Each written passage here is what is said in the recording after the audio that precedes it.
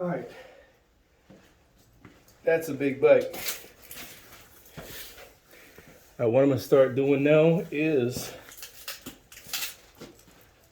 I'm gonna drain some of the gas out of it on the shadow.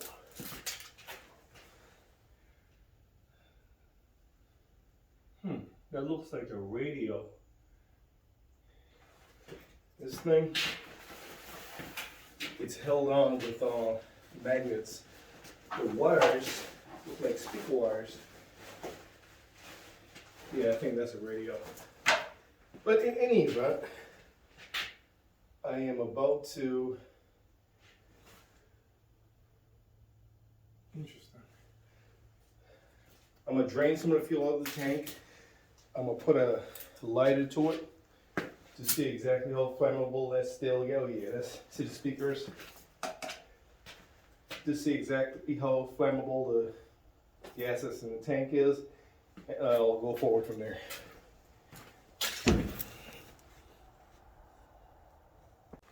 What I'm about to do, that gas smells horrible.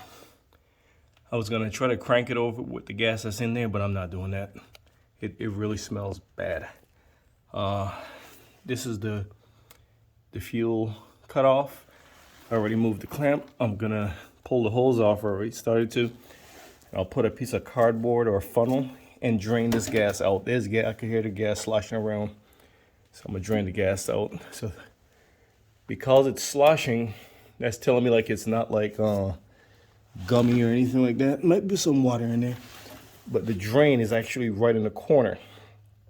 So I think we might be good. All right, I took the backrest off. I took the side panel off on the other side. That's the gas draining out right there.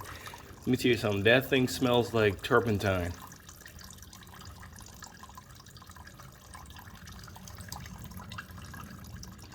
And inside the tank, there's a lot of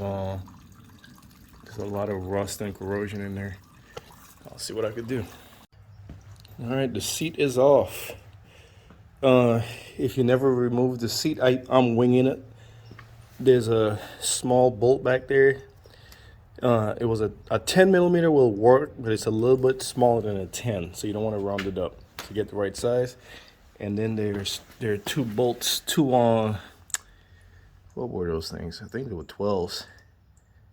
Yeah, two 12, one here and one over there. You get to them from the back. See, this one, the bracket for the backrest, I was able to go in behind it. But for this side, sadly, I had to remove the 14 millimeter bolt for the backrest right there. And once these two 12 millimeter bolts come out, the seat just lifts off. There's the seat over there. So next up, I'm about to pull the fuel tank. All right, the fuel tank is off.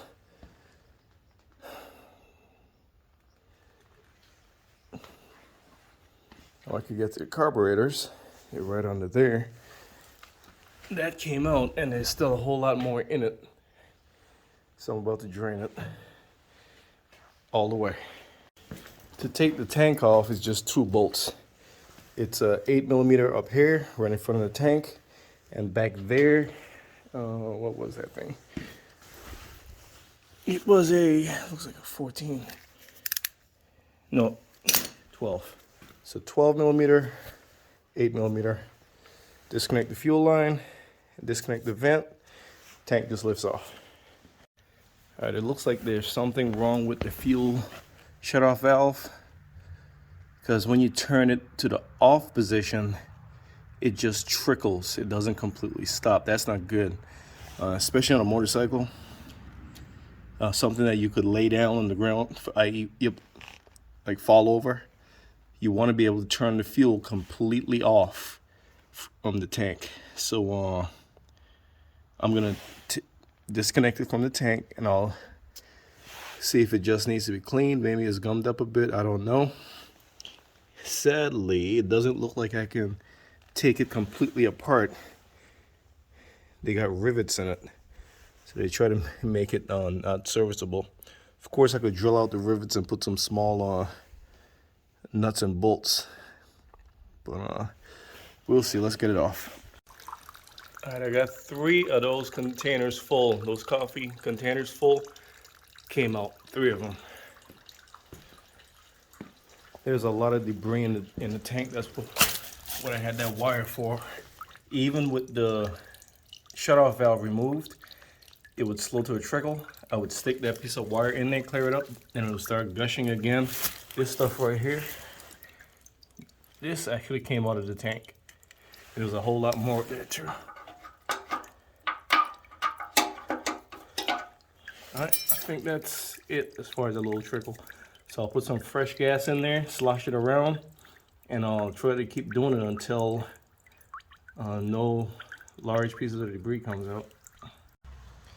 Alright, I got the fuel shutoff valve soaking in some fresh gasoline. I cleaned it as best I could with some carbon choke cleaner and the little brushes that I got. That's about finished draining right there. About to put some fresh gas in there, tilt it to the side, slosh it around, drain it again. Now I'm about to go see what parts I got for this bike. If I got plugs, I'm gonna go ahead and stick the plugs in. If I got an air filter, I'll go ahead and stick that in while that soaks. All right, the jumper box didn't have enough juice, so I hooked it up to the John Deere. Let's see if we get any fire.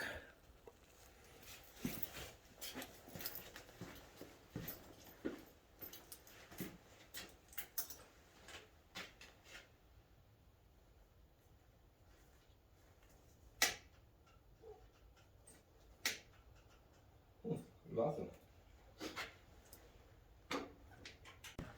All right, that's the throat of the carburetors. Twin carb. It's a V-twin with 4 spark plugs, like the old Ford Ranger pickup truck. With it was a 4-cylinder. It was an inline 4 with 8 spark plugs. So this is a V-twin with 4 spark plugs. Yeah, those carburetors are gummed up. See, twist the throttle and it stays. That's not safe at all.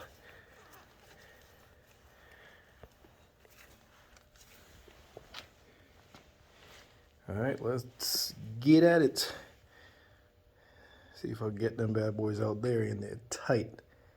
I'm hoping I don't have to drop the engine.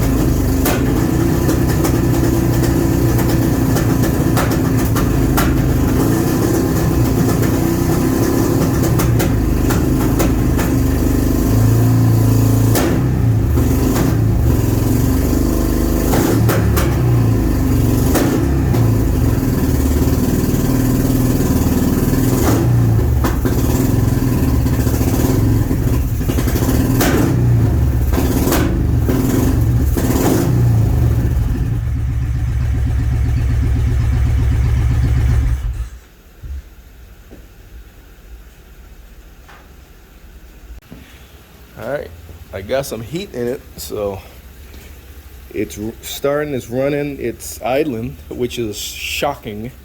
The only gas that was in it was the gas in this little funnel. I would pour it in and let it burn the gas in the line.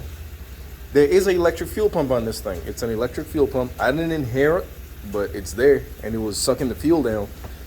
So I guess it's working. The carburetors, what I had to do was, let me turn my headlamp on. See that screw right there? That's the drain screw for the bowl. I drained out the bad gas on both sides. It was bad. The carburetors are still sticky, so what I'm gonna try to do is, I mean, it's not as bad as it was, but it's still sticky.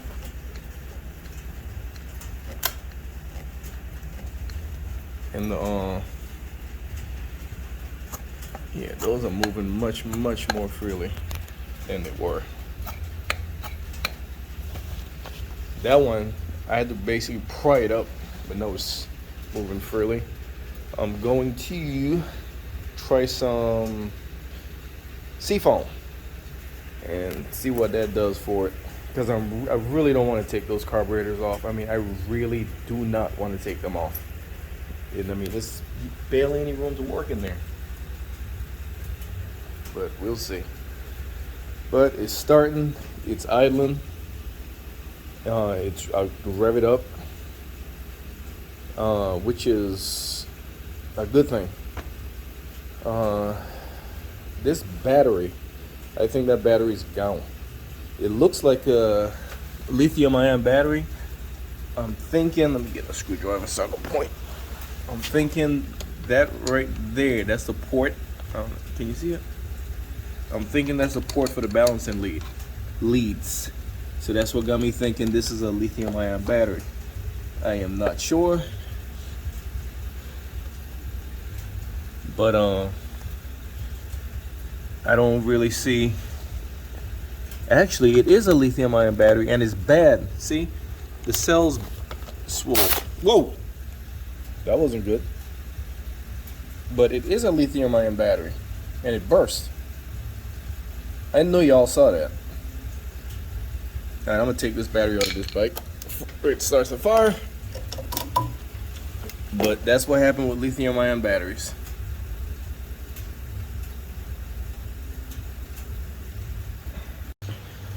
All right, future power. Yep, lithium-ion.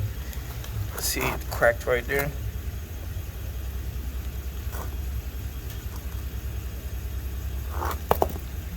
And that is the balancing lead, so I was right. Yep, it says it right there. Lithium ion.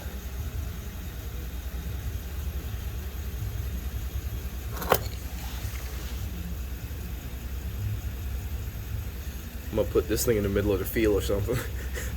I'm afraid that thing will start a doggone fire. But in any event, I gotta put some brand new connectors on some of these wires. I'm gonna put the fuse cover back on. I'm not gonna put the bike back together. I'm gonna push it back into the trailer, and we'll continue this tomorrow. Thankfully, it warmed up. It was like 57 degrees today. When I got home, it was like 55. So that was like excellent.